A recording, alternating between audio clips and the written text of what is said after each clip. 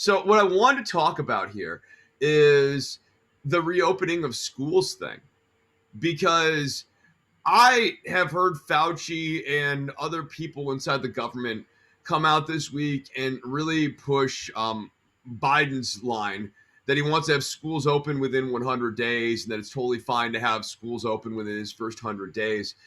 And I have two major problems with this. One, and this is the bigger one, so I'll start with the bigger one.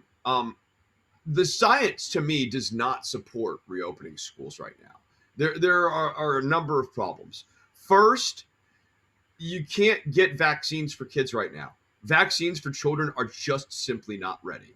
And I don't care how much trusted voices say kids can't get COVID. We know that that's not true. We know that that isn't true. And there are, when I last looked, over 3 million cases of COVID-19 for children so far in the United States. And that's been with remote learning, at distance, and all of that sorts of thing. And it makes sense, right? Because kids have weaker immune systems, and part of the way one's immune system gets fortified for adulthood is by getting sick more often when you're younger. So like maybe they don't get it as often, but they're also more susceptible to getting it. And much like other illnesses that we get as a kid, you get it, it's bad for a day and a half, 2 days, and then you bounce back. That may very well be the case for young kids with COVID. But the thing with COVID is that's not how it works for any of us. And during that whole window, they still are able to be shedders of the COVID virus. So you can't vaccinate any of these kids right now. And then the other part, what really alarmed me, was Fauci just sort of throwing his hands up and going, I don't think vaccinating the teachers is essential either. Which you could sort of argue on one level, like, if you can't vaccinate the kids, what the hell's the point of vaccinating the teachers? But if I was a teacher, it's sure as hell not how I would feel about it. I'd be like, oh, you want me to go back in the classroom? I'm sorry, I'd like my risk to be mitigated. Thank you very much. I want to work in the safest possible working conditions. And that didn't just end in 2019. That goes well into 2020. You don't want to be exposed to a deadly virus that can totally kill your adult ass. And has killed many educators. And the whole argument that kids can't get it or that it doesn't affect kids as much concedes that it does affect adults more. So like there's just any number of problems with this, and Biden just seems to be pushing full speed ahead on this. And then this gets to my second problem, which is lesser, but I think is relevant. What is the value added of getting kids back into the classroom for 2 months of the tail end of this school year? Like, they're going to get back in March. They're going to go through standardized testing. Yes, it'll be great so they can take their tax test. You're right. That's an interesting point. That's it. That is a very interesting point.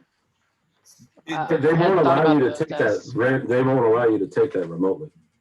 Yeah, that's fair. How interesting. I actually never thought of the test industrial complex and how mad they must be right now. I hate to say it, but it smells like the teachers union's kind of in on this, because there's some way where they make more money if they're actually in schools than doing the thing remotely. There's something, I don't know. I have a lot of teacher friends. I have a lot of teacher friends. It's a half day, you said? It's the remote learning days count for, or at least with my school district, the remote learning days count for half. Okay. And so they're telling the teachers the reason why we don't want to do these remote learning days is because it adds days on to the end of our summer is just going to get shorter.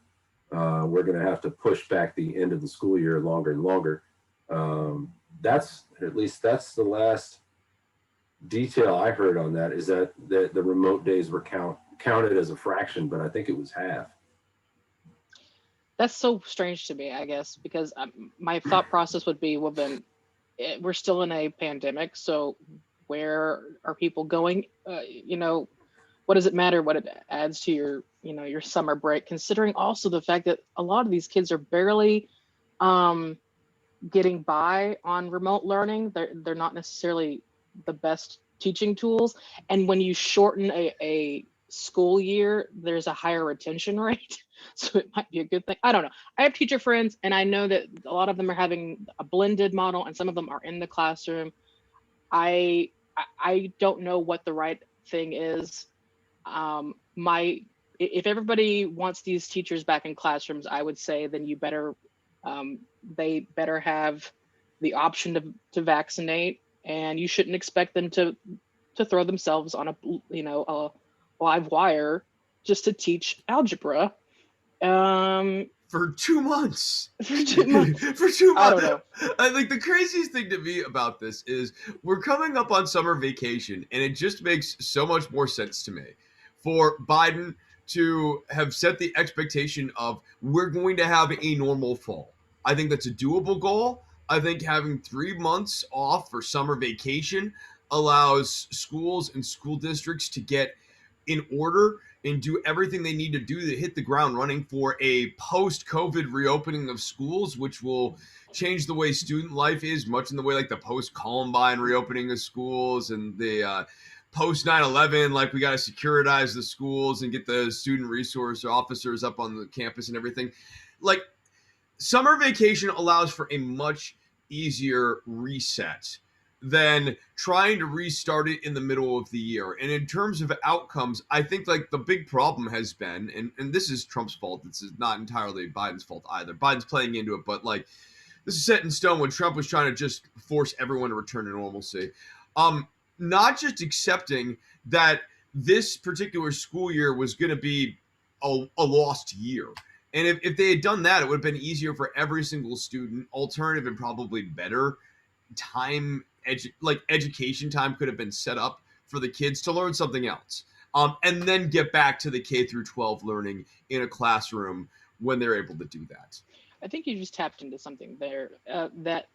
It's a huge testament to the absolute atrocious communication breakdown that has happened from leadership all over this country, and that I don't know what the answer is in regarding teachers now, because for the last year we have been so confusing about what's safe, what's right, what's best, that nobody has a really strong sense of what that is anymore. And so if Biden really wants teachers back, they're going to have to make a very clear, concise, science-backed pitch to everyone involved. And so far that hasn't happened, at least not for me. If I was a teacher, I would be remiss. Guys, if you want more of this episode, go sub up at patreon.com/DWATG, or if you want to just listen to the show, subscribe on iTunes or Stitcher.